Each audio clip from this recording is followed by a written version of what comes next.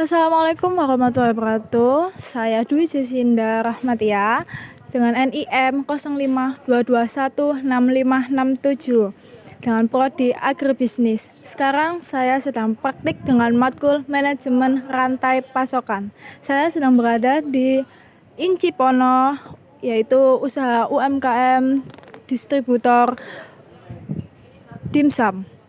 Akan melakukan observasi dengan Bapak siapa? Maaf. Mas Nur Hadiansyah. Ya. Biasa. Jadi gini Pak, kita akan melakukan interview dengan berbagai macam aspek distribusi. Baik.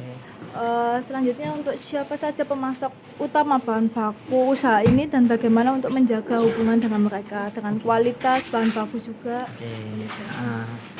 Sebelumnya ini juga ranahnya purchasing, tapi saya sedikit bisa menjelaskan. Dalam artian supplier kita itu supplier apa ya, istilah supplier besar. Nah, kita nggak ngambil di pasar gitu, nggak ngambil. Kita kalau memang apa namanya nggak menjaga privasi PT-nya saya sebutin, tapi kita saling menjaga privasi kan gitu. Artinya kita dari Mojokerto untuk ayam dari Mojokerto, jadi setiap hari kita itu dari Mojokerto itu untuk menjalin hubungan itu kita komunikasi aja sih Mbak. Kayak memang ada kenaikan harga langsung komunikasikan, kalau ada apa namanya penurunan harga ada komunikasikan, dan kualitas selalu kita pantau. Jadi tiap hari barang datang, contoh kebutuhan ayam dari supplier tersebut memang jelek, langsung kita tukar gitu. Jadi treatment kita itu saling menguntungkan. Contoh kalau seumpama komunikasi kita jelek perihal ayam kurang bagus, dia nggak mau menerima, artinya kita nggak bakal menjalin kerjasama dari supplier.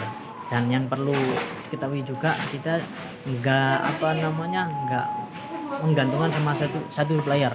Jadi ayam kita sebenarnya punya 3, tapi kan namanya perusahaan banding harga, yang mana yang kualitasnya bagus dengan harga murah kita ambil kan gitu. Tapi sementara ini ada 2, Mojokerto sama Pasuruan, itu perihal ayam. Untuk persayuran kita ngambil di 1 orang, daerah Porong. Jadi tiap hari dekat juga daerah Sidoarjo. Tiap hari beliau yang ngirim pakai mobil, pakai apa namanya pickup gitu. Jadi bukan dari sini yang kita mengambil untuk sayur sana, tapi dari pihak supplier. Dari supplier, betul, dari supplier ke sini. Itu tiap hari. Tiap hari. Kalau untuk ayam? Kalau untuk ayam tiap hari juga. Tiap hari juga. Jadi beliau contoh dari Pasuruan ke sini ya tiap pagi. Maksimal jam 7 udah datang gitu. Dari Mojokerto juga maksimal jam 7 udah datang gitu. Jadi hitungannya setiap hari supplier setiap hari datang gitu ya? Betul, tiap hari datang. Ada beberapa supplier yang nggak tiap hari, contoh 1 bulan sekali, seperti supplier mayones. Mayones itu belinya kartonan. Iya. Jadi langsung 100 karton kita taruh di tambak, itu kan 1 bulan baru habis kan gitu.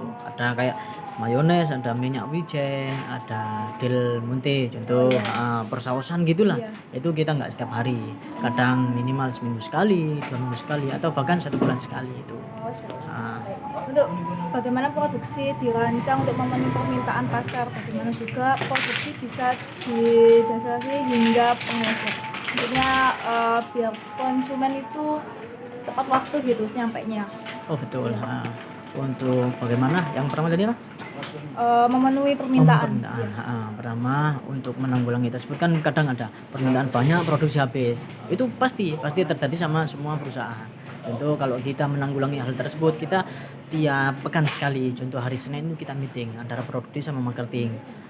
Kemauan marketing itu ingin produksi apa aja, berapa, dan kuantitasnya berapa gitu loh.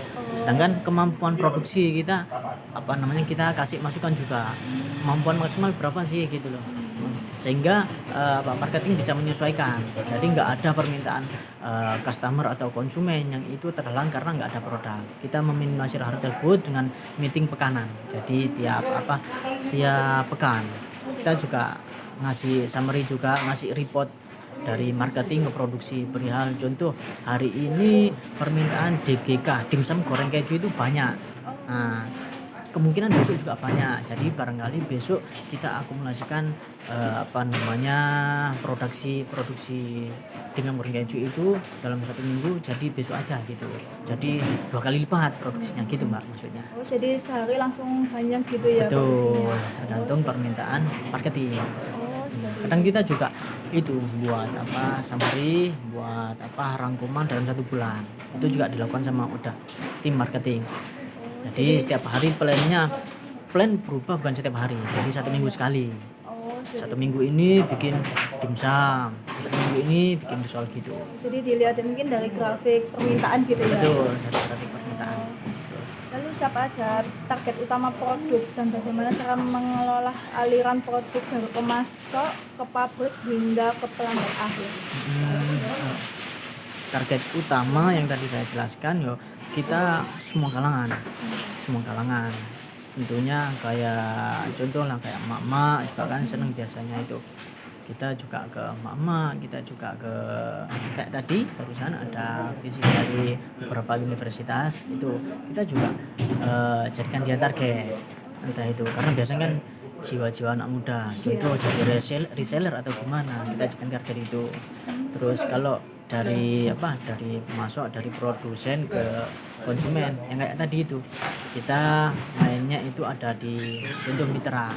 Bagaimana cara supaya si konsumen dari yang nggak bisa menjangkau kita itu bisa dapat produk kita, ya bisa mencicipi Cipono ini.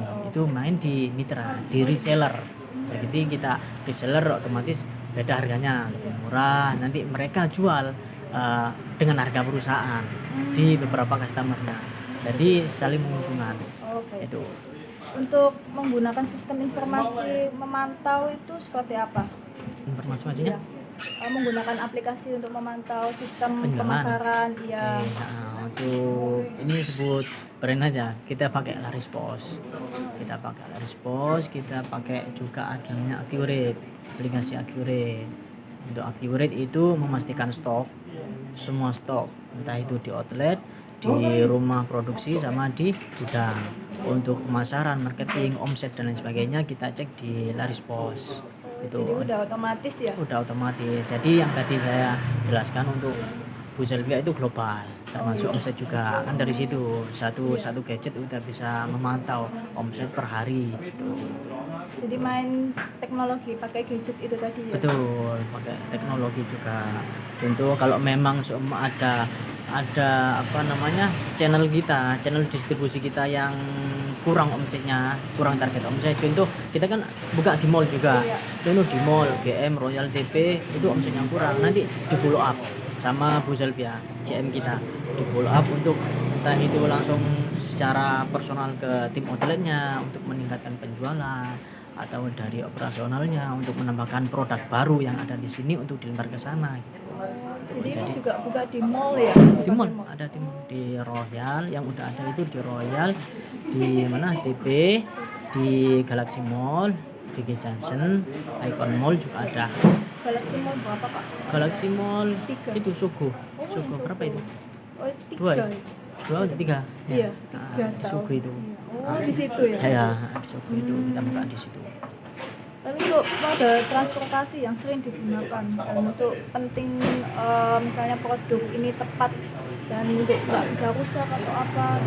Untuk cara transportasinya banyak variasi. Contoh kalau memang customer itu daerah dekat sini Surabaya Sidoarjo, kita ada kurir internal itu dijamin 1 hari nyampe. Jadi pertanyaan tadi mbaknya maksudnya gimana cara supaya produk tersebut bisa tepat waktu, kita pakai kurir internal itu yang Sidoarjo sama Surabaya. Kalau yang luar kota contoh Malang, Kediri, Lamongan kita ada jasa ekspedisi khusus frozen. Jadi jasa ekspedisi tersebut meminjamkan atau akomodasinya itu pakai freezer. Jadi contoh ada bak, di dalamnya itu ada freezer. Jadi insya Allah dari sini sampai tangan konsumen atau customer itu masih dalam keadaan beku atau aman gitu. Kita berani gitu.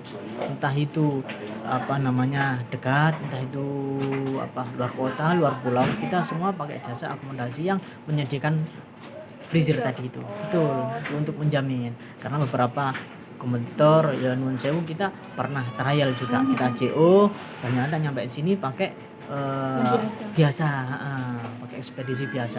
Itu nyampe sini nggak bagus, udah nggak bagus, habis itu basi ya. Karena ditakutkan hal tersebut terjadi, kita pakai ekspedisi khusus tadi itu yang memang luar kota, luar pulau. Jadi nggak ada komplain, nggak ada kecewa dari customer gitu. Itu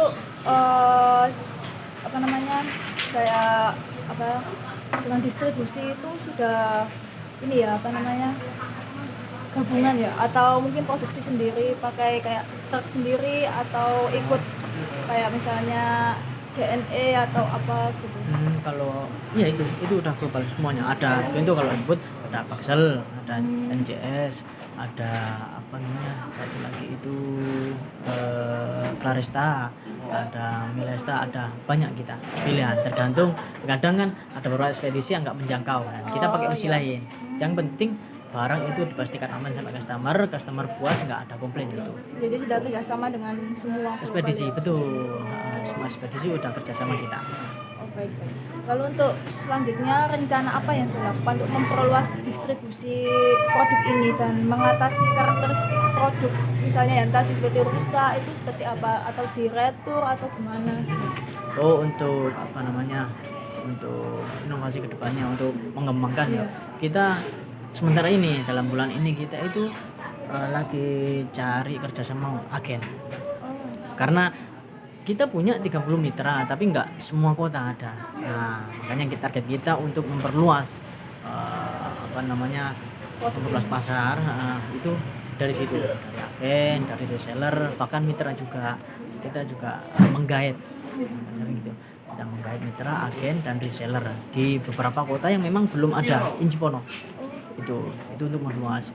Tapi untuk apa namanya, untuk treatment yang tadi itu retur atau gimana, kita selaku perusahaan ya bertanggung jawab, tentunya bertanggung jawab atas komplain yang terjadi. Meskipun kita udah ikhtiar maksimal, kita produknya udah bagus di QC tadi itu, habis itu ekspedisinya juga freezer frozen juga, tapi setelah nyampe di konsumen ternyata barang rusak, kita pertama analisa dulu memang dari barangnya atau ekspedisinya, atau memang itu dari customernya sendiri. Kalau memang kesalahan kita customer berhak retur dan kita tanggung jawab.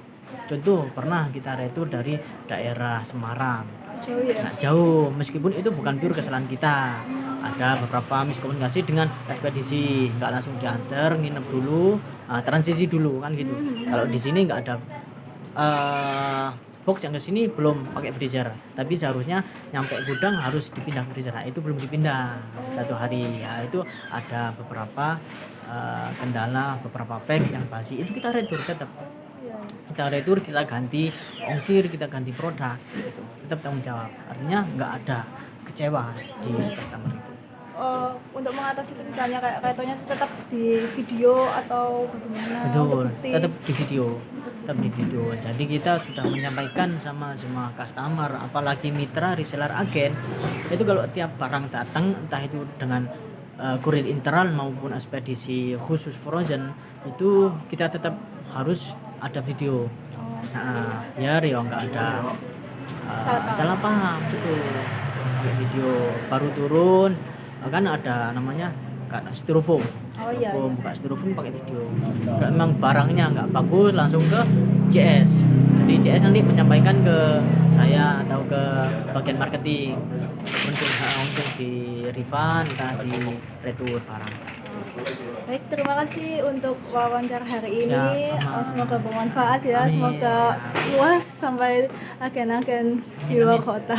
Sekian dari saya. Terima kasih. Wassalamualaikum warahmatullahi wabarakatuh.